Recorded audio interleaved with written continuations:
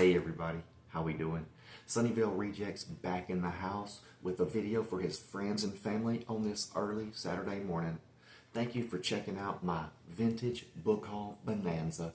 That's right, I got 16 beautiful books for you to check out, and I know you're familiar with a lot of them, but maybe there's a couple that you haven't seen. Maybe it'll inspire you to pick them up and start your own wacky collection. So look, let me shut my mouth. You want to see the books and you don't want to hear me talk. I get it. I feel the same way. So we're going to start with a YA series that everybody knows and loves. It's called Terror Academy. Y'all know Terror Academy? Nicholas Pine. I have 13. There's 15. I'm missing Night School and The Substitute, and they're both pretty expensive. I've seen Substitute first edition, first print go for $800. That's crazy, right? But they're getting harder to find. This one you can get, just about, eBay, Etsy. Every now and then Amazon has a copy, but this takes it up a notch from Fear Street and Point Horror. In fact, I'd finished reading about 15 Fear Street books, and I was looking for something a little bit heavier, and this is before I discovered John Saul. I read this and absolutely loved it. And there was a point in here where I got really mad and felt sorry for the protagonist's brother. A group of boys from the high school, they terrorize this kid and they give him brain damage, but the sister goes on a war path of revenge. You're going to love it. It's boy crazy. And check this beauty out. It's Summer School. Summer School. Beautiful copy.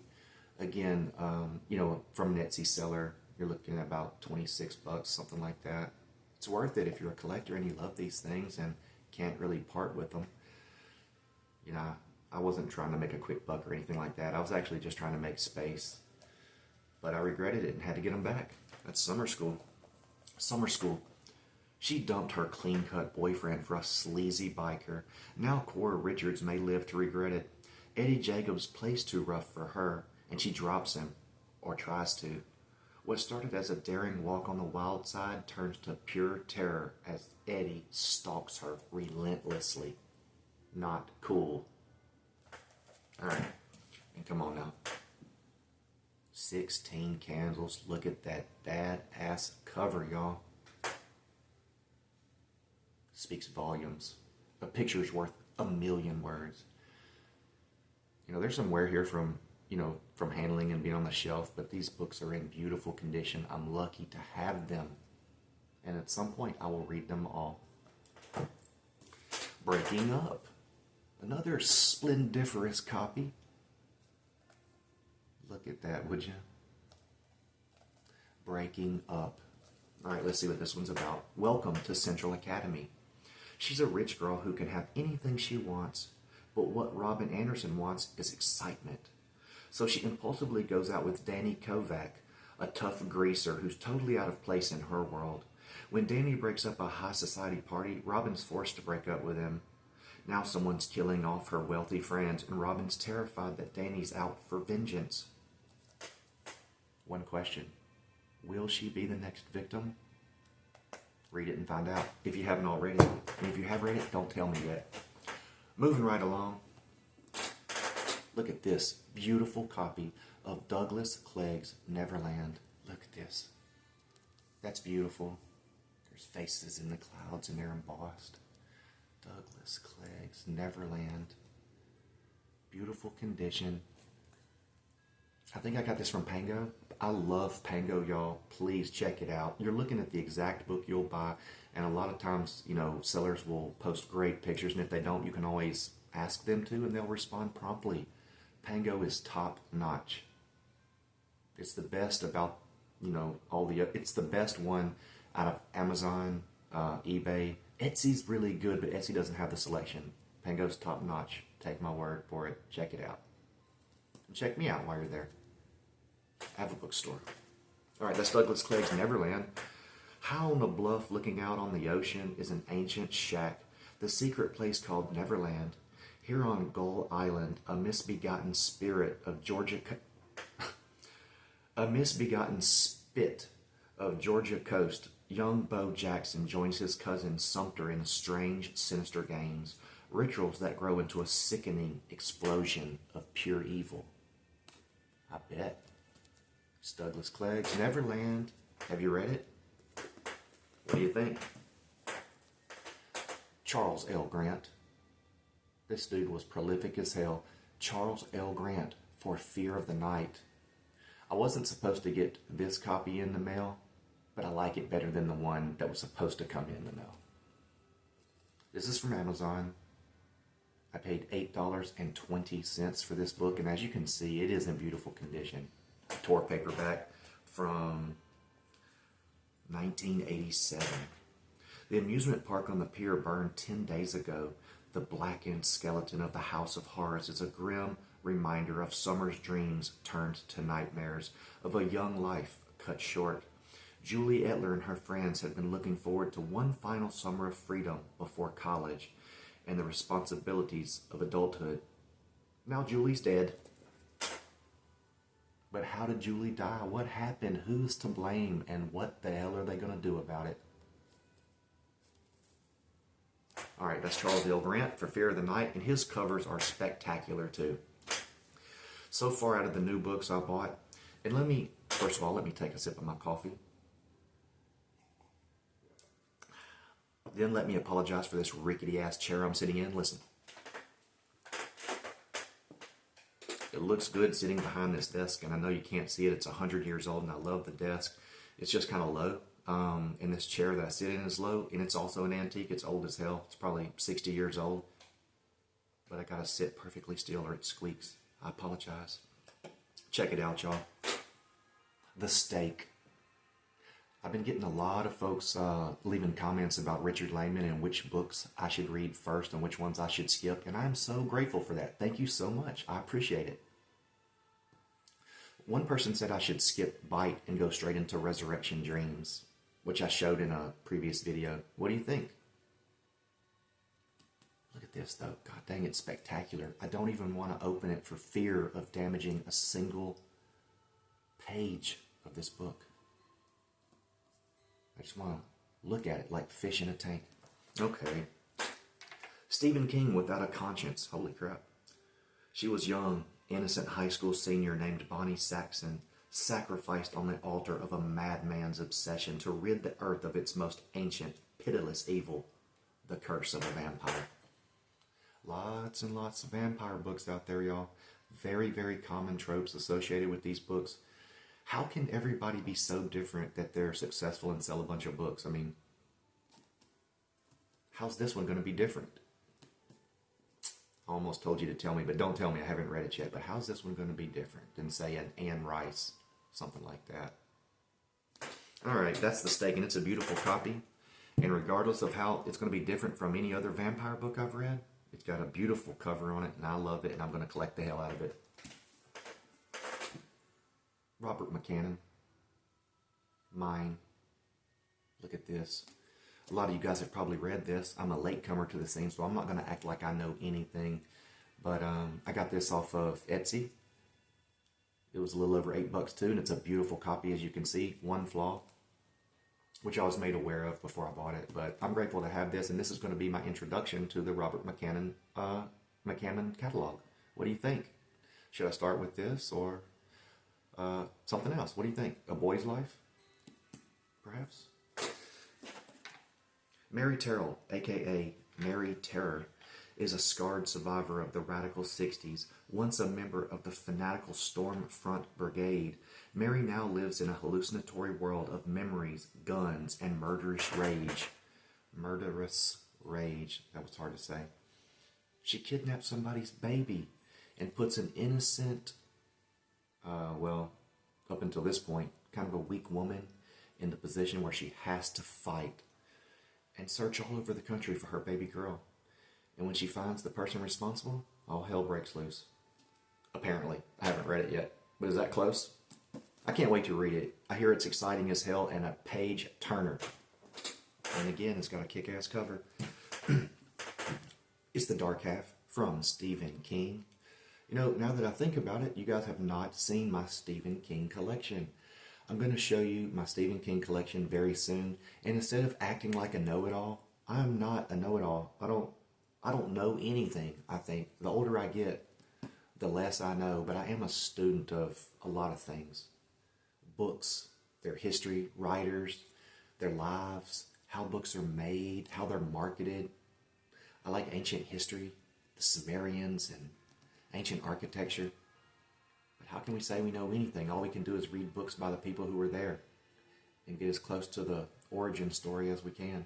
But it's Stephen King's. It's not the light half, it's the dark half. And is this a vampire book too? Let's see. Thad Beaumont would like to say he's innocent. He'd like to say he has nothing to do with the series of monstrous murders that keep coming closer to his home. He'd like to say he has nothing to do with the twisted imagination that produced his best-selling novels. He'd like to say he has nothing to do with the voice on the phone uttering its obscene threats and demanding total surrender. But how can Thad disown the ultimate embodiment of evil that goes by the name he gave it and signs its crimes with Thad's bloody fingerprints? Pardon me, my voice almost cracked like a teenager's. It's the dark half. It's Stephen King. And I've talked to a lot of people recently who say Stephen King is their favorite author. And I'm an idiot because I subscribed to a notion a long time ago. And this was when I was really trying to become well-read. And without saying too much, I didn't grow up, affluent by any stretch of the imagination. And so books were my way to travel and escape the caste system I was born into, let's just say.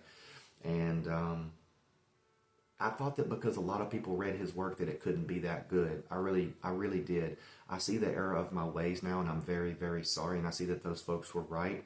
I apologize, and I'm going to dig in, and I'm going to read. I have about 15 or 16 books of his that I'm going to read, and I'm going to show y'all in a video, and I'm going to ask your advice. But there's the dark half. Beautiful copy. Rick Hautala, or Rick Hautala, it's up to you.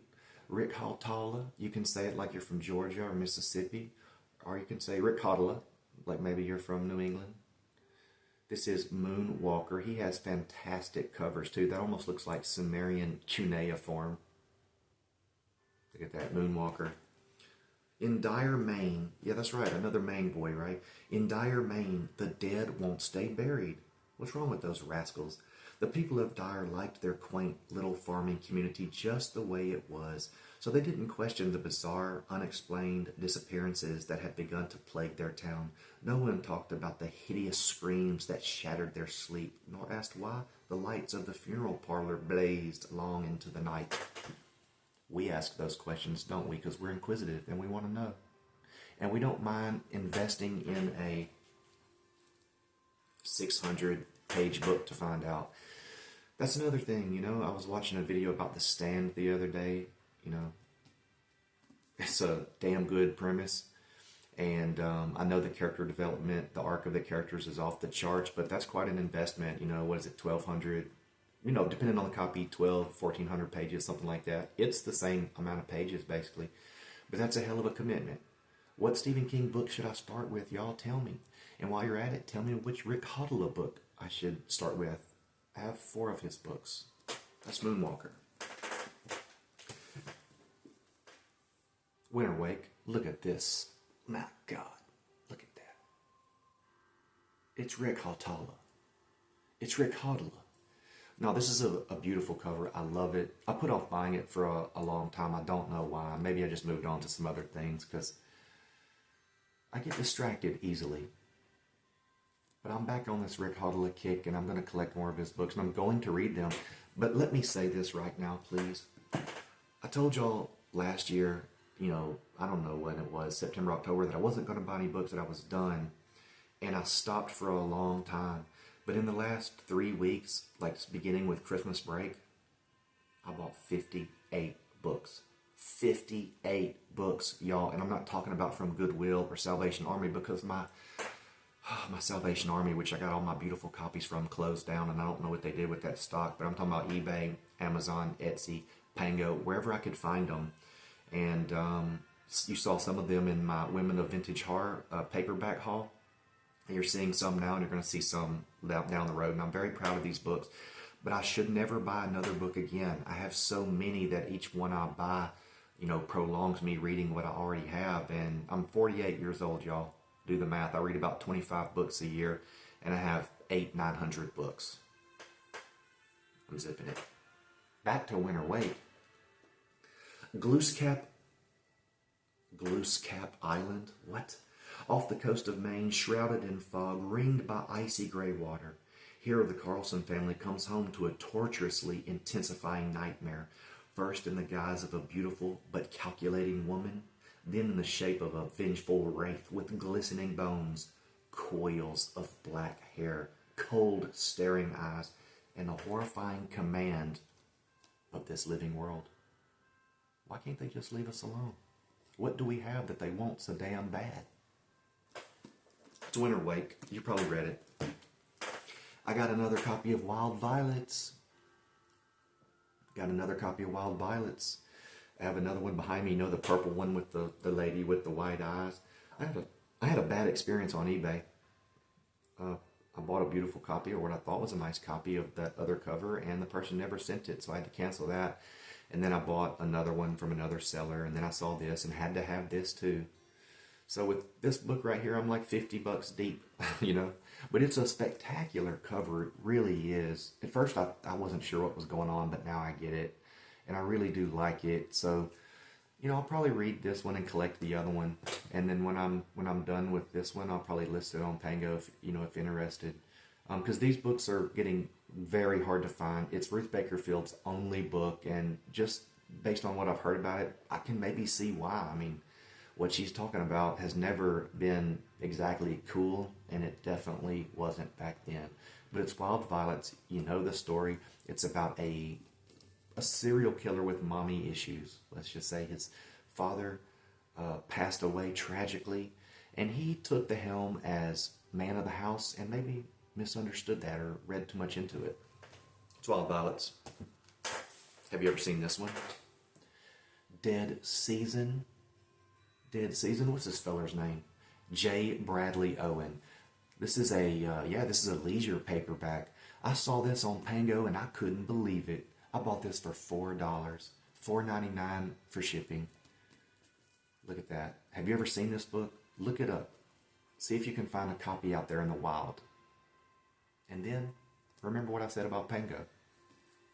But this is Dead Season by J. Bradley Owen, a leisure paperback from 1988. The boy. Tommy's father was a brutal monster who repeatedly bound and blanked Tommy's young sister Lonnie.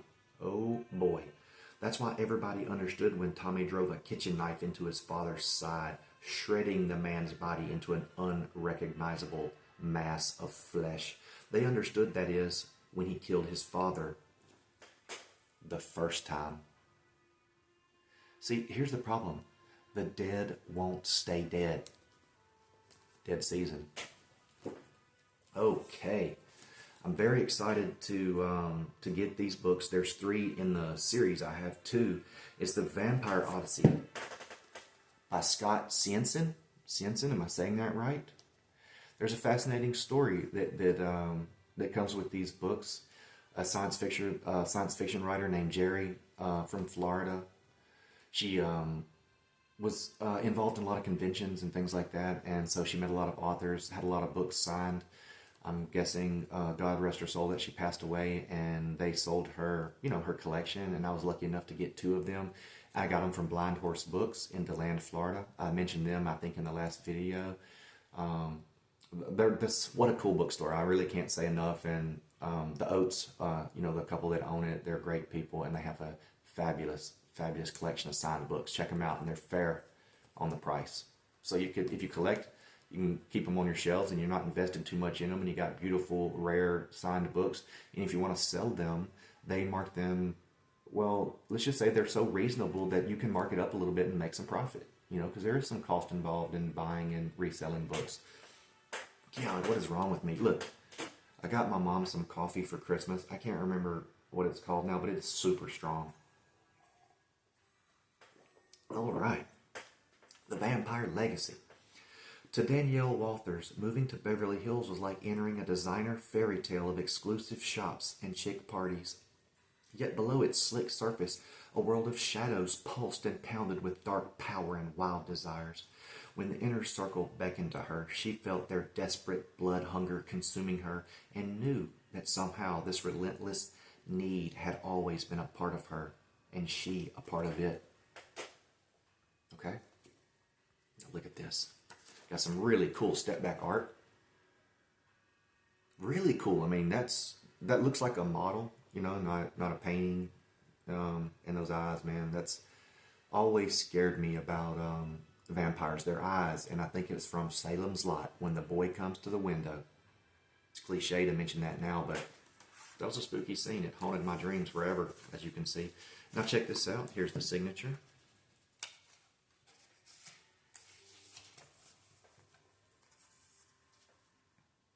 To Jerry. Very cool. And then we have The Wildlings. The Wildlings, by the same author. Vampire Odyssey, Book 2. Like I said, there's 3 books. I do not have the 3rd, but I could get it. Blind Horse Books does have it. The reason I didn't get it is because it wasn't signed. But maybe I'll get it anyway and just complete the trilogy. Trapped between 2 worlds, half human, half vampire, Danielle Walters was caught in a twilight world between human desire and inhuman need, in the dangerous streets and wild nightclubs of Los Angeles, which is a dangerous city anyway, as you know. 19-year-old Dani was fighting the call of her own blood heritage, but dark temptations and thrilling sensual pleasures were luring her closer to the edge, unless she found a way to regain her hold on her humanity. Mass amounts of people were going to be drained. They were going to be drained, y'all. It's the Wildlings. Scott Siensen. I like it when he says, on the glistening, blood-soaked streets of Los Angeles, they were branded Wildlings. Wildlings. Vampires who killed their own kind. For them, there was only one punishment. Vampires who kill their own kind. There you go. Okay, guys. I know you got other things to do. I appreciate your time and attention so much. I truly do love you guys, and thank you so much. Really, thank you so much for putting up with me. Here's to you. And it's the last book, On the Wings of Evil. On the Wings of Evil. This is a leisure paperback, and it has the most amazing cover. Look at the skull with the fangs, the angel wings, they're embossed. Look at that. Spectacular. From Blind Horse Books for $19.95 plus shipping. Damn near mint condition. And I've never seen this book before. In fact, I've never really heard of it before. But in my earlier videos, I used to mention how important covers are. You guys know that. But really, it grabs your attention. You have to grab their attention and give them a reason to pick it up and like the way it feels and open it and read some of it and read the blurb. People do not have an attention span anymore. You have got to do whatever you can do to capture their attention. And this book comes to us from 1988. 1988. Check out the signature on this one. Look at that. Look at that. That's right. Signed by the author, Richard Lewis Newman. You know what? I was just reminded of something. Did I show you guys the signature on the Wildlings? Psh, I'm crazy. Yeah, it's signed too. Here we go. Look at that. To Jerry. Best wishes. Scott. Very cool. But back to On the Wings of Evil. Damn, this is a nice book. And, they came packaged very well, and they had those little plastic covers. I'm not sure what they're called on them. And I wanted to keep them in the cover forever to protect them, but that's just not what they're for me. I do like to pick them up. It's like therapy. I look at them. I look at every aspect. The spine, how it's designed, the font, the colors. Is it embossed or not? Is it die cut? Is there step back art? Because, I'm a writer and I create, and I want people to feel like they got their money's worth from beginning to end, from a beautiful book with an amazing cover and a great description or blurb to just amazing content, something that leaves people changed in a wonderful way and inspires them to pick up something else that I've written, because that's what it's all about. You win by planting the seed of whatever it is you're trying to convey, and every single book that you just saw definitely does that. And I'm not kidding, I'm really shutting up this time. It's probably 6 a.m. here. I've probably woken everybody up already with my loud book talk. So I'm shutting up. I want to say thank you so much for everything. You guys are cool as hell. Never stop reading and write your own book.